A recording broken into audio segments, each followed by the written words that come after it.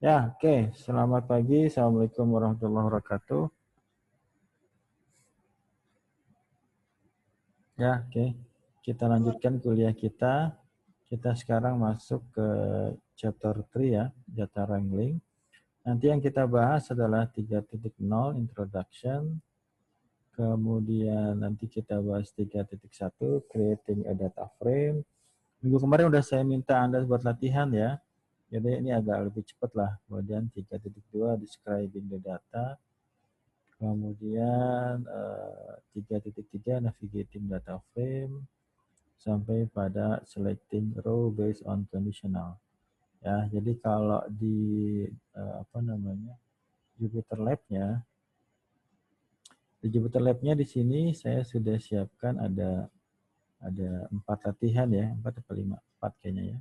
Ada 4 latihan di sini, exercise 1, kemudian exercise 2, ya ini latihan Anda hari ini ya. Kemudian exercise 3, kemudian exercise 4. Ya, berarti ada 4 latihan.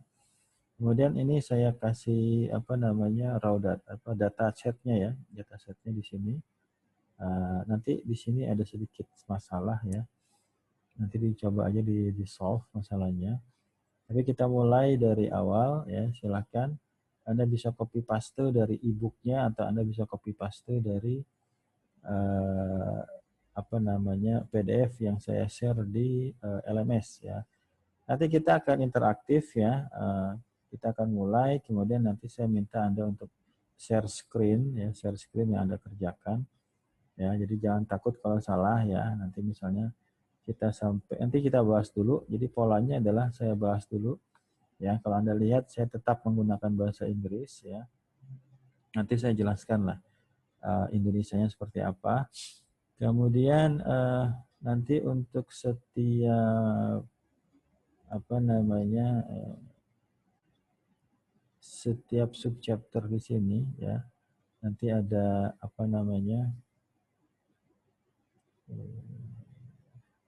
ada latihan-latihan yang bisa Anda coba gitu ya.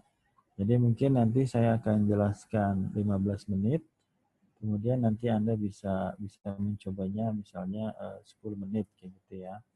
Oke, kita mulai dari awal di sini. Kita bicara tentang data wrangling ya, data wrangling. Jadi kalau misalnya Anda mau lihat, misalnya bingung bahasa Inggrisnya gitu ya, silakan di Google search aja, nggak usah bingung-bingung. Tinggal cari apa itu artinya data wrangling gitu ya. Mungkin nanti artinya akan sedikit yang saya share kelihatan nggak Google Translate?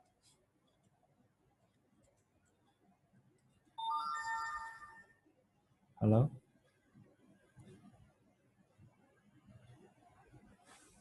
Halo, halo. Halo? Iya, Halo? Pak. Saya share apa sekarang? Share Google. Google Translate ya? Iya. Ya, oke ya. Nah, kalau di sini data letter log-nya, data langsungnya ya, di sini diartikan mana tadi? Data wrangling ya, data. Nanti saya jelasin lah ya. Walaupun saya pakai bahasa Inggris, jangan takut sama bahasa Inggris. Ya, di sini diartikan sebagai perselisihan data ya, perselisihan data. Oke, kita mulai aja. Jadi sistemnya adalah saya akan menjelaskan, kemudian kita lihat contohnya, kemudian Anda akan coba ya, harus coba nanti, jangan ibaratnya dicoba sendiri dulu ya, baru nanti kalau mentok baru diskusi ya, baru nanya-nanya, dicoba dulu. Oke, di sini data wrangling diartikan adalah perselisihan data ya. Oke, kita lihat aja di sini. Saya kecilin aja ini. Ya, oke, kita coret-coret.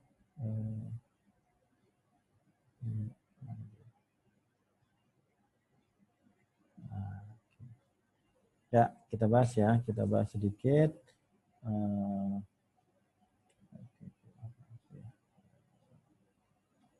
Oke, kita masuk ke introduction ya. di sini dikatakan data wrangling, ya. Sebenarnya kalau belajar bahasa Inggris atau baca teks bahasa Inggris, bagusnya tidak perlu diartikan, ya.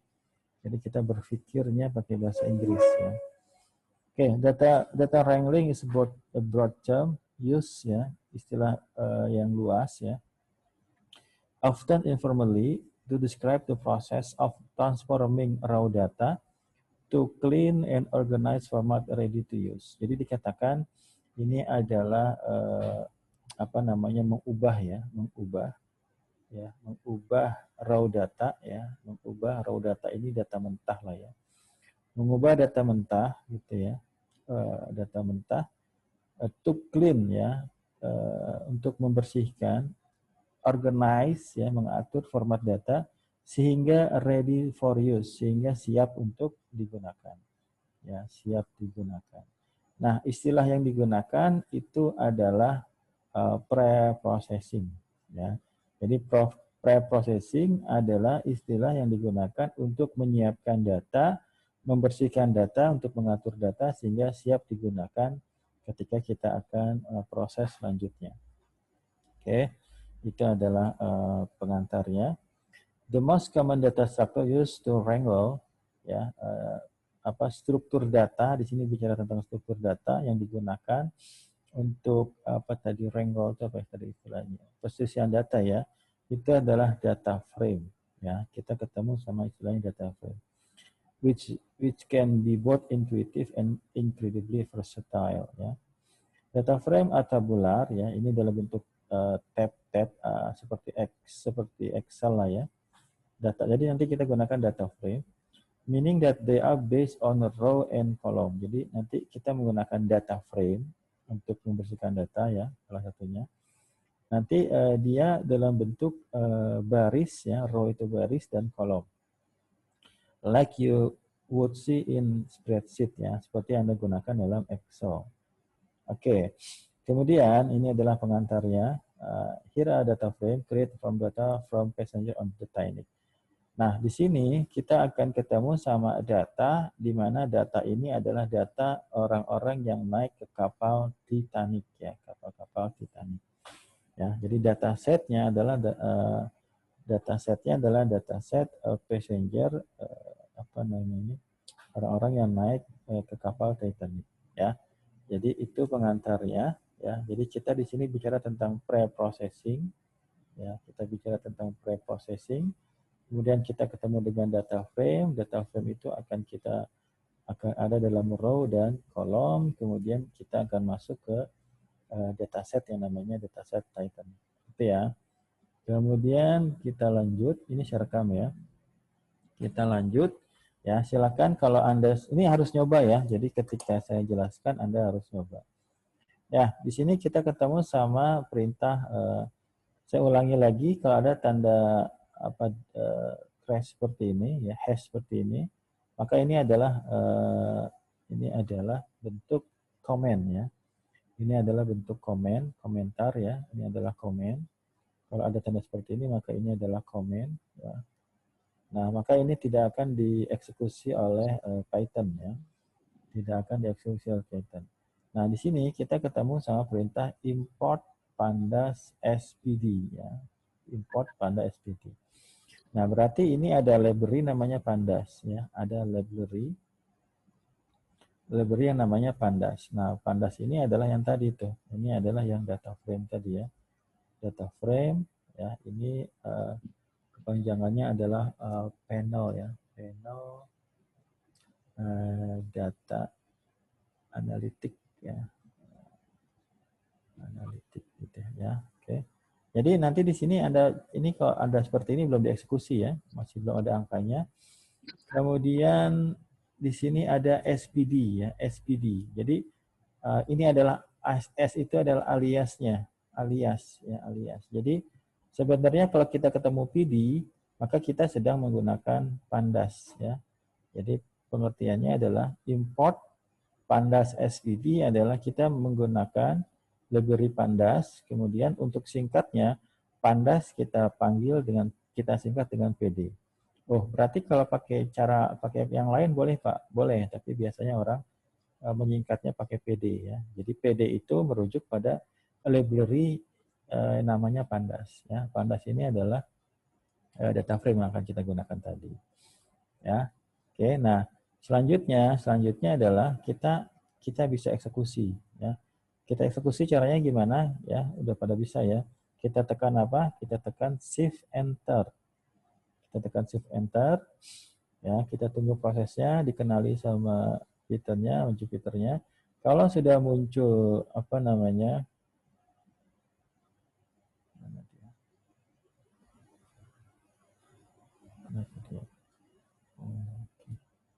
Ya, kalau sudah muncul angka 1 di sini, ya maka di ini sudah dikenal ya. Jadi kita sudah bisa menggunakan library Panda yang kita gunakan adalah PD gitu ya. Jadi gampangnya seperti itu.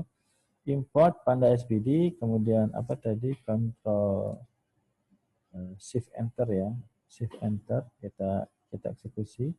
Shift Enter, Shift plus Enter, atau Anda bisa tekan panah ini ya, maka nanti dia akan dieksekusi. Ya, pakai Google Colab juga bisa ya. Kalau Anda pengen pakai Google Colab silakan ya. Setelah dieksekusi seperti ini, kalau muncul angka 1 seperti ini maka dia sudah dieksekusi. Ya, kita lanjut. Ya, kemudian nah di sini ada alamat datanya ya. Ada alamat datasetnya. Di sini kita pakai di sini kita pakai mana dia? Ya. Oke. Ya. Di sini kita punya alamat. Ini adalah alamat dari datasetnya. Ya. Ini adalah CSV ya, dalam bentuk CSV. Nah, ini kita ambil secara online ya. Jadi kalau misalnya ini ada copy aja di e-booknya atau di PDF-nya, silakan Anda copy. Kemudian si dataset ini kita simpan dalam variabel namanya URL. Ya, jadi sekarang si Titanic CSV ini kita simpan dalam variabel namanya URL ya. Jadi namanya bisa beda Pak, bisa ya, ini variabel aja. Ya, jadi si URL ini akan menyimpan data yang kita ambil secara online. Ini alamatnya https://raw github user content dan selanjutnya Titanic CSV. Ya. Kemudian kita eksekusi lagi Shift Enter ya. Shift Enter. Kita running lagi. Oke ya, ini langsung cepat ya, dia kebaca ya. Kalau dia tidak ada masalah dengan alamatnya ya oke. Jadi kalau misalnya ini sengaja saya bikin error gitu ya. Oh, udah kebaca soalnya ya. Harusnya nggak bisa ini.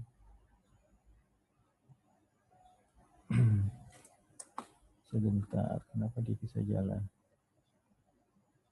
Oke. Ya.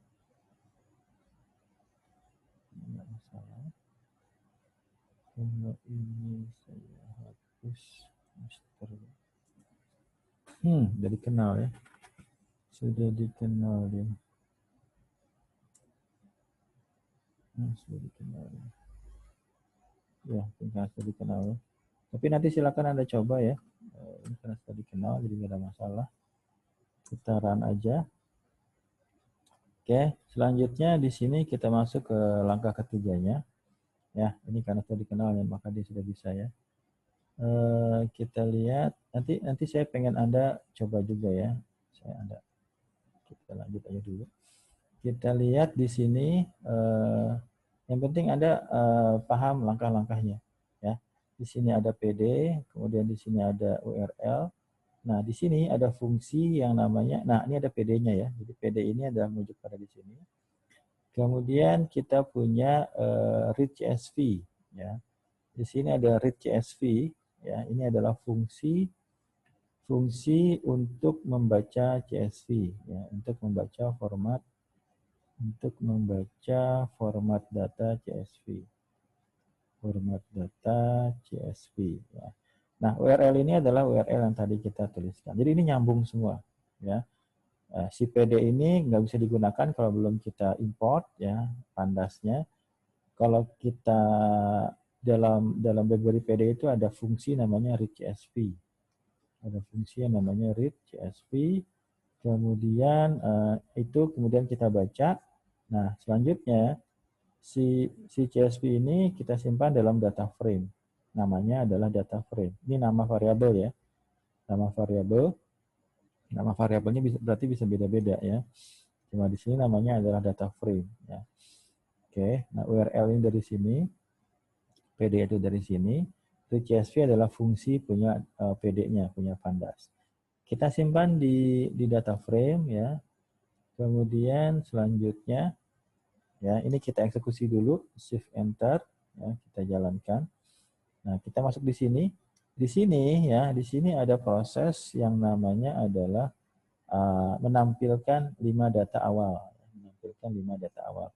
Apa perintahnya? Perintahnya adalah data frame di sini ya. Jadi si format tadi sudah kita simpan dalam data frame, namanya data frame ya.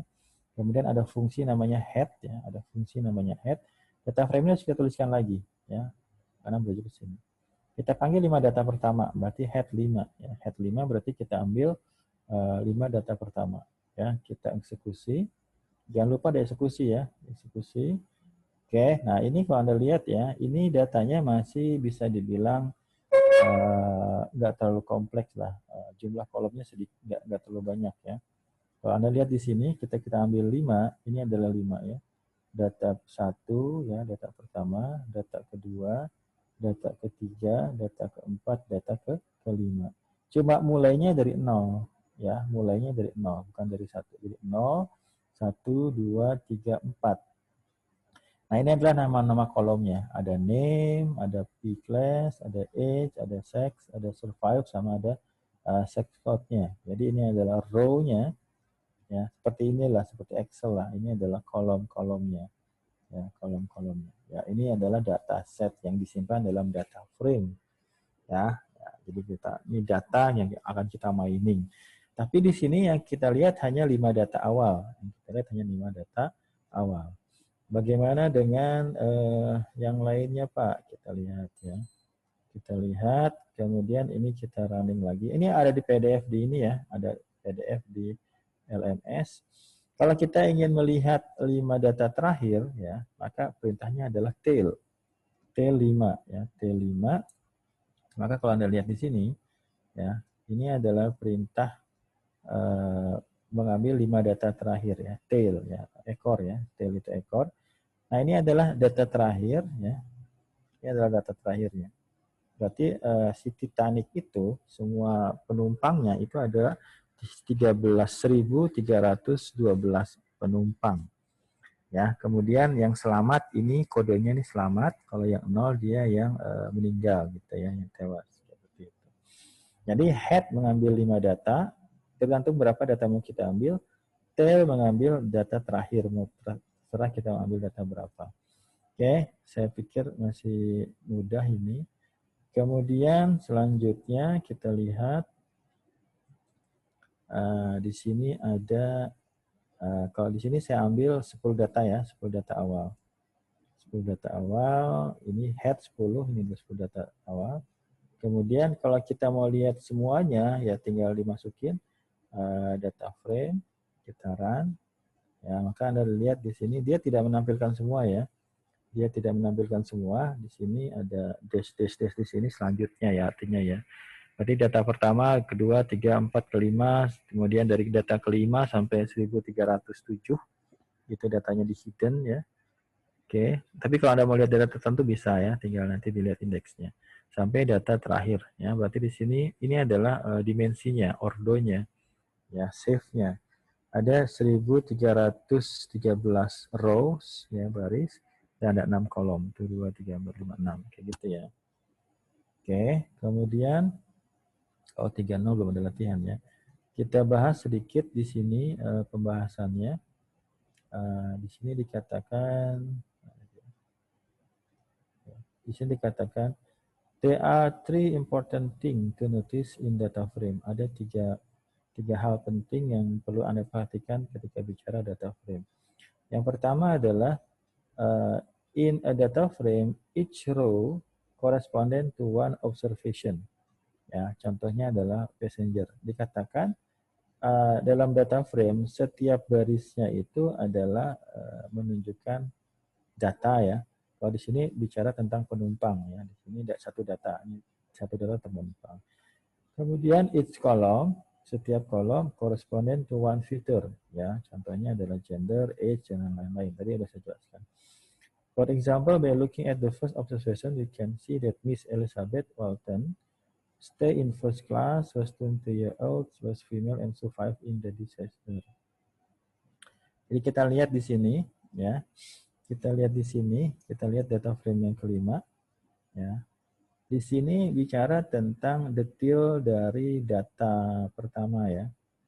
Detail dari data pertama. Oke. Di sini diambil first observation, ya. Pengamatan pertama, data pertama di sini. Ya. Data pertama, kalau dilihat, ya, data pertama ini, ya, apa namanya, ya, data pertama ya, data pertama, name-nya adalah ini, Ellen, Miss Elizabeth Walton. Kemudian dia ada di first class ya, apa namanya, ikutnya di first class. Kemudian age-nya adalah umurnya 29, sex-nya adalah female. Survive itu apakah dia selamat atau tidak. Ya, di sini dikatakan dia satu, berarti dia selamat. Ya, dia selamat di peristiwa apa namanya tenggelamnya kapal Titanic.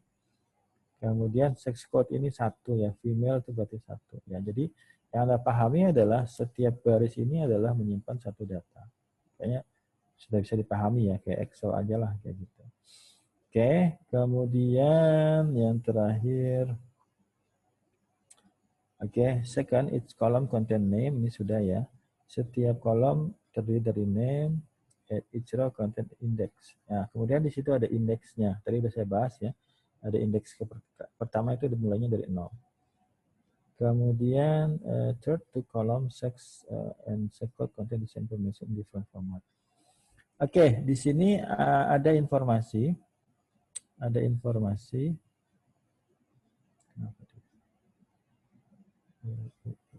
Sorry. Di sini ada sedikit informasi ya, dikatakan third two column, dikatakan ada kolom yang pertama adalah kolom jenis kelamin di sini, jenis kelamin, and sex code ya, jenis kelamin dalam kode ya, dikatakan contain the same information in different format. Dikatakan dua kolom ini menyimpan data yang sama dengan format yang berbeda. Di sini sex female sama male ya. Tapi di sini dikodekan ya, kalau female itu adalah 1, kalau male itu adalah 0, gitu ya. Oke, ini dikatakan we will want to our filter to be unique, therefore we will need to remove one of this column ya. Jadi bagian dari preprocessing adalah juga ibaratnya ketika ada dua kolom yang menyimpan informasi yang sama, salah satunya bisa kita hapus ya, kita delete ya. Bagaimana caranya nanti kita bahas ya. Dah selesai, ini adalah chapter 3.0 ya. Di sini belum ada latihan ya. Silakan kalau mau di running ya. Ya, saya pikir udah ya, ini sudah di running ya, Anda bisa coba. Kita masuk ke 3.1. Titik 1 bicara tentang creating a data frame. Ya, bicara tentang bagaimana membuat, nanti di sini ada latihannya ya. Di sini Anda sudah mulai latihan. Ya, di sini bicara creating a data frame. Bagaimana membuat sebuah data frame. Problem, you want to create a new data frame. Anda diminta untuk membuat sebuah data frame yang baru. Solution, Pandas ya, library Pandas has many object of creating new data object. Dikatakan Pandas memiliki metode-metode yang banyak bisa digunakan untuk membuat object data frame. One easy method is to create an empty data from data frame. One easy method is to create an empty data frame using data frame and then define each column separately. Ya, dikatakan metode yang mudah adalah membuat data frame yang kosong, ya, menggunakan data frame, kemudian kita define setiap kolomnya masing-masing secara berbeda. Kita lihat aja di sini pertama, karena ini ada di sheet yang berbeda, maka kita gunakan import pandas lagi. Ini udah nggak saya bahas lagi ya, kita run. Nah, di sini ada kita menggunakan perintah data frame, ya. Kita menggunakan di sini kita bikin data frame tapi masih kosong, ya, ibaratnya yang tadi ya, empty data frame. Empty data frame berarti PD-nya ini adalah PD di sini, ya, pandas. Nah, ini fungsinya. Fungsi untuk membuat data frame, ya, membuat empty data frame. Membuat data frame yang kosong, ya, membuat data frame yang kosong, ya. Nanti objek ini itu kita simpan dalam variabel namanya data frame, ya, data frame.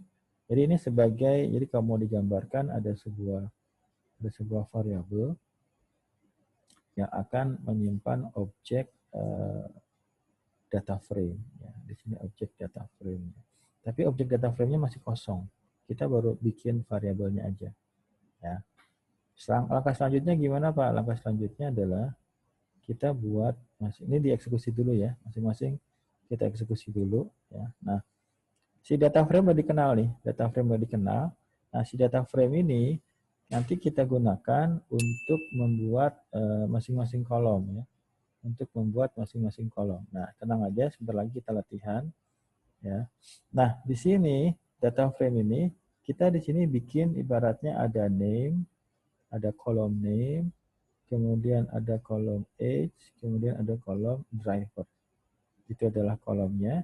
Nah, kemudian di masing-masing kolom ini, jadi data frame kemudian name, ini adalah nama kolomnya. Masing-masing ini kita kasih informasi, ya. Si name ini adalah si Jackie, gitu ya. Yang kedua adalah Steven, ya. Yang kedua adalah Steven. Itu ya. Ini adalah sebuah list, ya. Ini adalah list. Jadi kita masukkan kolomnya, kemudian kita masukkan datanya. Ini salah satu caranya. Oke, kemudian di age kita kasih di indeks ke 0-nya 38, indeks ke 1-nya adalah 25. Driver, kita bilang ya benar dia driver, kemudian false, ya, terus sama false. Oke, udah selesai. Ya, jadi di sini adalah data frame, masing-masing ini adalah masing-masing kolomnya, ini adalah data dari masing-masing kolom. Ya, ini kemudian kita eksekusi. Oke, sudah bisa. Nah, sekarang kita panggil aja data frame-nya. Nah, maka Anda bisa lihat di sini.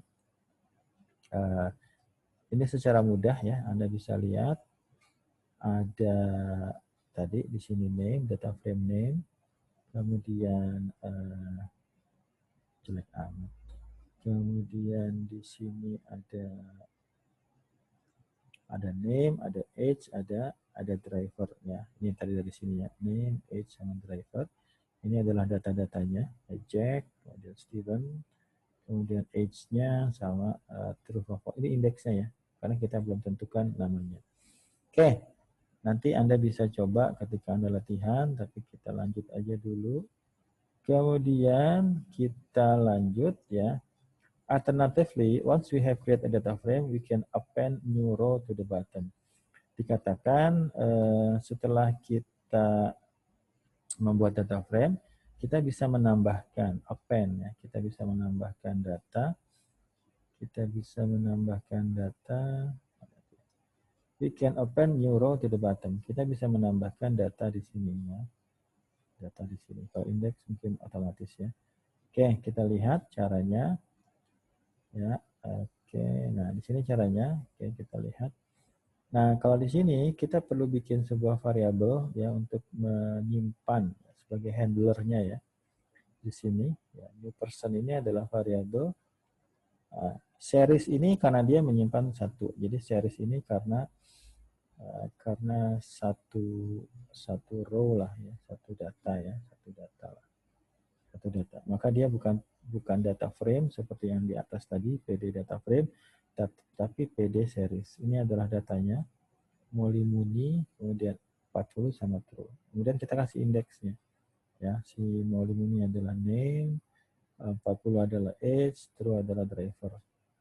Nah, ini kita perlu simpan dalam sebuah variabel. Jadi si new person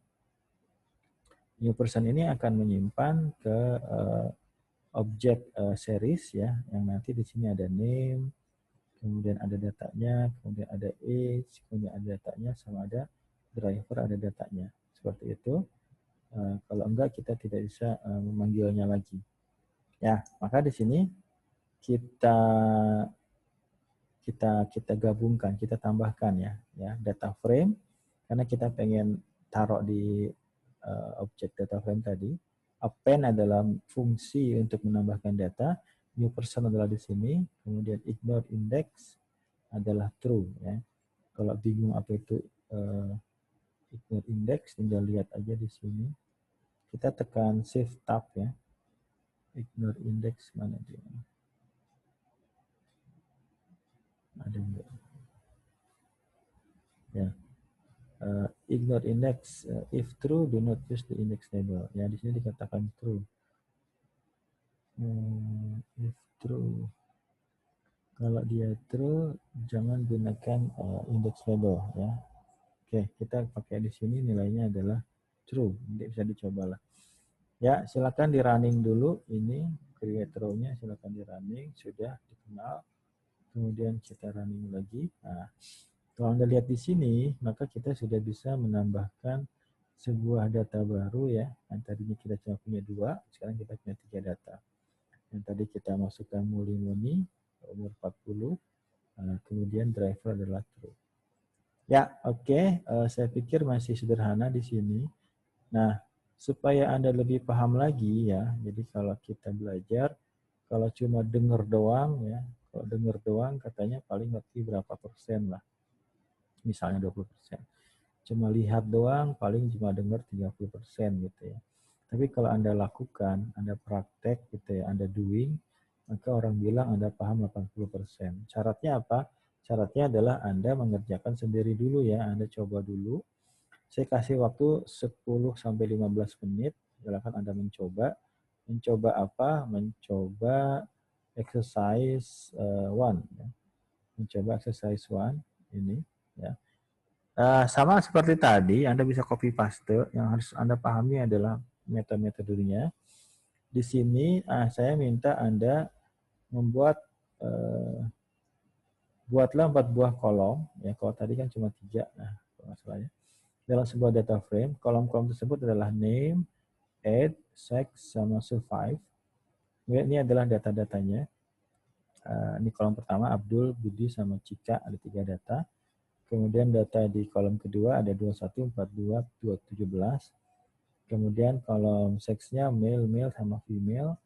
Kemudian kolom keempatnya survive. Ini harusnya ada latihan berikutnya ya. Tapi nggak apa deh. Segini aja dulu. Silakan Anda kerjakan. Ya, silakan Anda kerjakan. Saya kasih waktu dari sekarang jam berapa? Sekarang jam 9.15, anggap aja. Harus selesai jam 9.30. Dicoba sendiri dulu ya, dicoba sendiri dulu. Anda lihat contohnya, Anda pahami, kemudian Anda coba. Ya, harusnya ini ada tambah 1 data ya. Kok nggak ada ya? Harusnya ada ini. Oke. Selesai 1. Oh, di sini. Oh, ya, di sini ada lagi nih. Silakan saya minta Anda untuk yang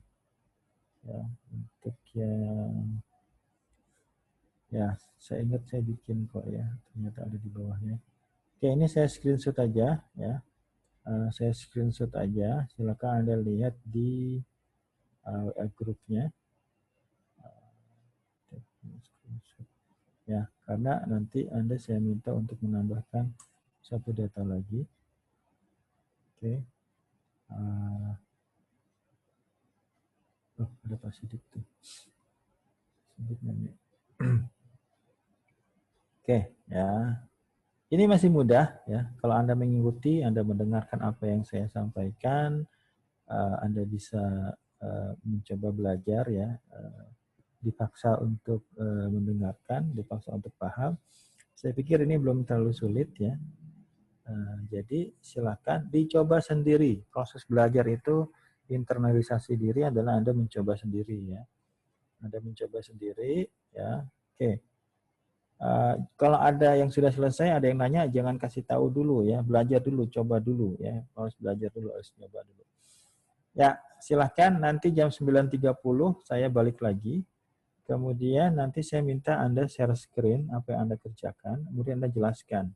Kita bahas 15 menit ya, mungkin nanti ada beberapa yang saya tanya ya, jadi siap-siap aja. Ya, nanti kita selanjutnya kita bahas lagi yang 3.2 gitu ya. Flow belajarnya seperti itu. Ya, kita jelaskan dulu teorinya, kita lihat contohnya, baru kemudian latihan. Ya, silakan mencoba.